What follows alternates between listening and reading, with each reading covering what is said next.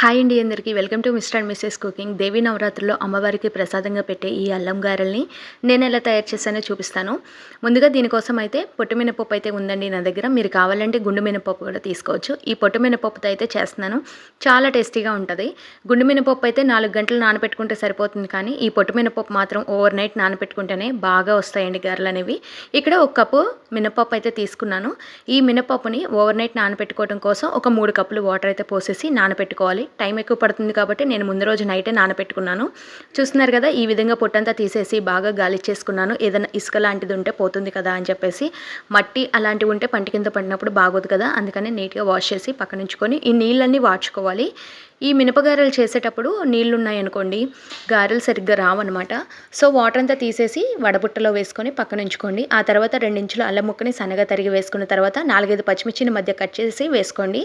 ఆ తర్వాత మనం నీళ్ళు ఉంపేసుకున్న ఈ మినపప్పుని మిక్సీ జార్లో వేసి ఎంత వీలైతే అంత మెత్తగా అయితే పట్టుకోవాలి. ఈ విధంగా మెత్తగా పట్టేసిన తర్వాత కన్సిస్టెన్సీ అనేది ఇలా ఉండాలి. చేతితో అంటే ఇలా ఊడకుండా ఉండాలన్నమాట. ఇలా జారకుండా ఉన్నదాన్ని ఇలా చూపించిన విధంగా అయితే బాగా ఒకసారి 5-6 నిమిషాల పాటు కలుపుకోవాలి. ఇలా కలుపుకోవటం వలన ఏంటంటే గారెలు అనేవి మంచిగా అయితే వస్తాయన్నమాట. కొంచెం ఫ్లఫీగా ఉబ్బుతాయి అన్నమాట. ఇలా కలుపుకుంటూ ఉండాలండి. ఇక్కడ మనం సోడా ఉప్పు కూడా అస్సలు వేయట్లేదు. చక్కగా పొంగుతాయండి మిక్సీ జార్లో చేసుకున్నా సరే మినపగారెలు అనేవి. ఇంకా గ్రైండర్లో వేసుకుంటే ఇంకా బాగుంటాయి మెత్తగాను. ఆ తర్వాత 5 నిమిషాల పాటు నానబెట్టుకోండి.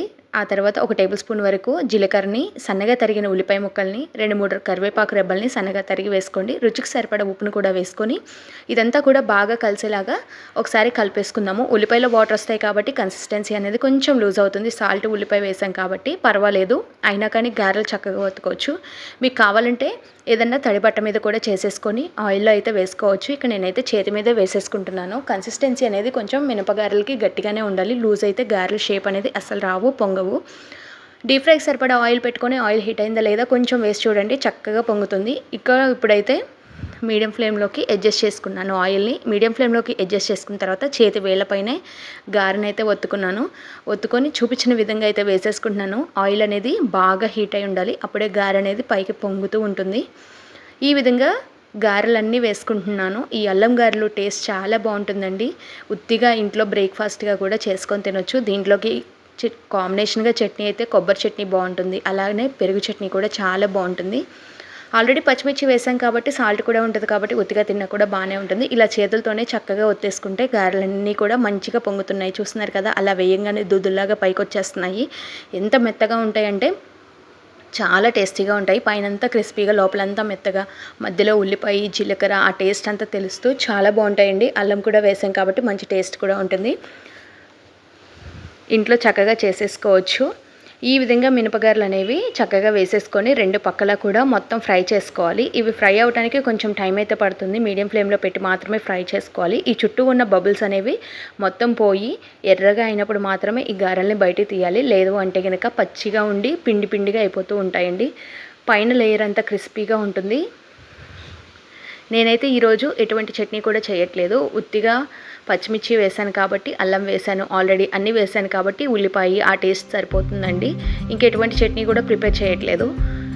ఈ విధంగా చూపించిన విధంగా గారెలన్నిటిని వేసేసుకోవాలి. నేను మీకు చూపిస్తున్నాను కాబట్టి ఒక 3 వేసాను, కానీ మిగతా అన్నీ కూడా ఎన్ని పడితే అన్ని ఆయిల్లో వేసుకొని చక్కగా డీప్ ఫ్రై చేసుకోవాలి.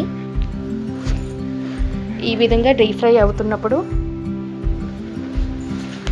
చూస్తున్నారు కదా, ఇంకో వాయి కూడా వేసేసుకున్నాను. ఇలా అన్నీ వేసేసుకొని చక్కగా కాల్చుకోవాలి.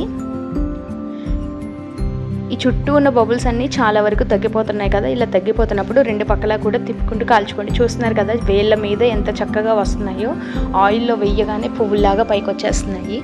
లోపల ఉడకదనుకుంటారేమో కానీ చాలా బాగా ఉడుకుతుందండి. చాలా టేస్టీగా ఉంటాయి. వడతో కూడా, ఈ వడని సాంబార్తో కూడా సర్వ్ చేసుకున్న బాగుంటుంది. చాలా బాగుంటుంది. ఒక 5-6 నిమిషాల పాటు సాంబార్లో అలా నానబెట్టేసుకొని ఆ తర్వాత తినండి. మధ్యలో చిల్లు కూడా కరెక్ట్గా వచ్చింది. చూస్తున్నారు కదా, ఈ విధంగా వస్తేనే గారె అనేది కరెక్ట్గా వచ్చినట్టు.